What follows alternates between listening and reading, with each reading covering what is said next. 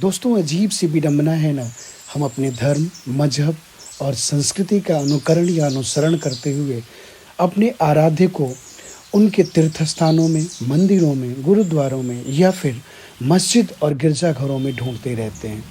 कभी व्रत तो कभी उपवास की श्रृंखलाओं में तलाशते रहते हैं। पर क्या शायद कभी हम उसे वहाँ ढूँढने का प्रयास भी करते हैं, जहाँ शायद वो रहता है?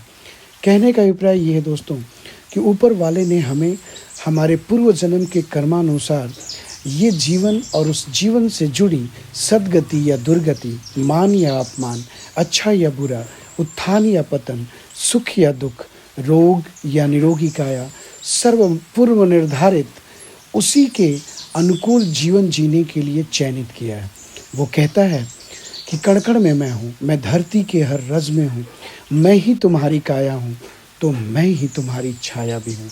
मैं ही घटना का कारण भी हूँ, तो मैं ही घटनाक्रम भी हूँ। पर मैं वहाँ नहीं जहाँ तुम मुझे ढूँढते हो। पर अफ़सोस तो इस बात का है कि जहाँ मैं हूँ, वहाँ तुम कहाँ ढूँढते हो। मैं तो तुम्हारी श्रद्धा में, तो तुम्हारे विश्वास में हूँ। मैं तो तुम्हारे सत्कर्म में हूँ। मैं तो तुम्हारे नेक नियति में हूँ। जब किसी निर्वस्त्र को तुम वस्त्र पहना देते हो, तो मैं उस चादर की पनाह में हूँ।